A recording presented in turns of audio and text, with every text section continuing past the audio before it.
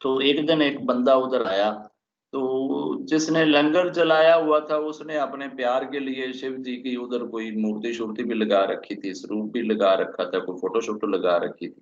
तो एक बंदा आया, बड़ी उसको भूख लगी हुई थी, बूढ़ा था, तो उसने आकर उस लंगर वाले से कहा, वो ये कौन है?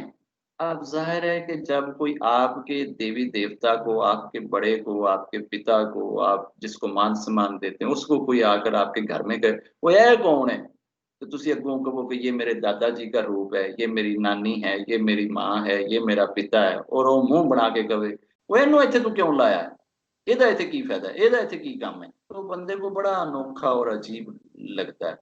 तो उसने बेचारे ने बड़े वो नमन करते हुए ना, बड़े धीमे अंदाज में बड़े प्यार से उसको कहा कि ये तो मेरे देवता हैं, ये शिव जी। तो उन्होंने कहा, केड़े शिव जी? मैंने कहा जी ये मेरे देवता हैं, ये शिव जी हैं, आप खाना खाएं। मैं नहीं खाना खाता। मैंने पहले ये दस भी ये कौन है। उस बेचारे ने अपने हिसाब से बताया, जो भी मतलब है कि एवं ही लई फिरदा है, शिव जी है। जा जाके शिव जी ने कैसे मेरी लत बंद कर। अब इसको गुस्सा चढ़ा और इसने उसका बाजू पकड़ के उसको कहा, चल बाबा भज, तेरे लिए कोई लंगर नहीं, जा। अब ये चला गया, तो पीछे से रब की आवाज आई उस बंदे को कि यार मैं भी तो इसको 50 साल से दे रहा हूं ना भोजन, पहले ये कौन सा शिव को मानता है? तूने आज एक वक्त का इसको भोजन देना था और तू अकड़ गया इसके साथ कि तू मेरे शिव को नहीं मानता और मेरे शिव की तारीफ नहीं करता, शिव से प्यार नहीं, इसको दिए जा रहा हूँ ना, पिछले 50 वर्षों से दिए जा रहा हूँ।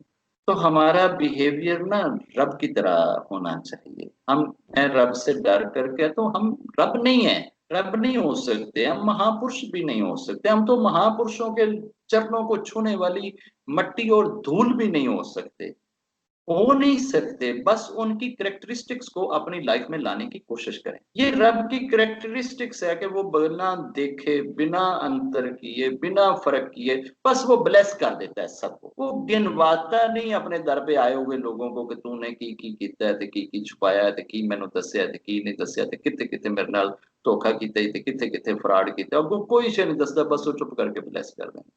अगर एक बंदे के घर में हमारा या ऑफिस में कैमरा लगा और हमें उसकी एक एक पल की खबर हो, और वो सारा दिन हमें गालियां देता हो, बुरा भला कहता हो, और शाम को वो आए हमारे पास और बड़ा अच्छा बने, तो हम उसको रियलाइज कराए बगैर नहीं रह सकेंगे कि तू मैनू फ्रॉड लाना है, तू मैनू चक्कर देना है, जरा कुछ तू सारा दिन कहता रहे मैनू पता है, ठीक है, सारा दिन तो तू मैनू गालां देंदा रहा, हुण तू आके मेरिया बड़ियां तारीफां करन दिया।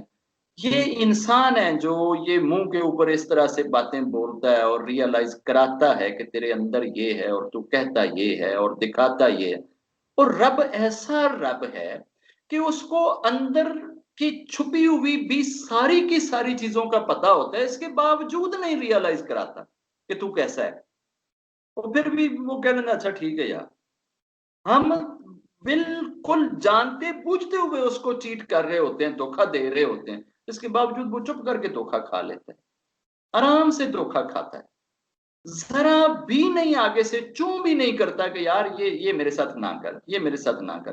पूरी जिंदगी आपको खुली छूट देता है, लेकिन डे ऑफ जजमेंट में जब आपका हिसाब लेता है ना, तो उधर वो बंदे को बता देता है कि अब मैं धोखा नहीं खाऊंगा, अब तू मुझे चीट नहीं कर सकता, अब तू मेरे साथ फ्रॉड नहीं कर सकता।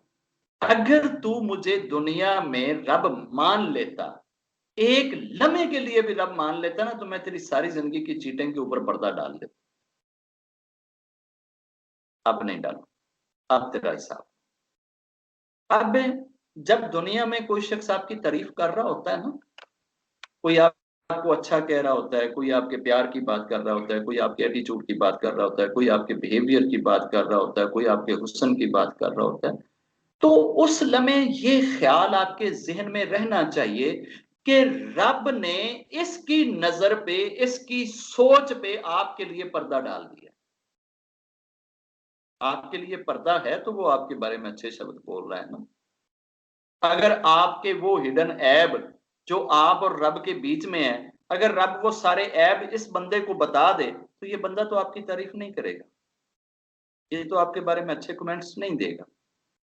तो हर इंसान जब अपने बारे में ये सोचे कि यार ये दुनिया में जितनी जुबानें मुझे अच्छा कह रही हैं, इसका मतलब है इतने लोगों के सामने तो रब ने मेरी पर्दादारी करी है ना, रब ने मेरे पर्दे रखे हैं ना, रब ने इनके सामने तो मेरा पर्दा नहीं खुलने दिया ना।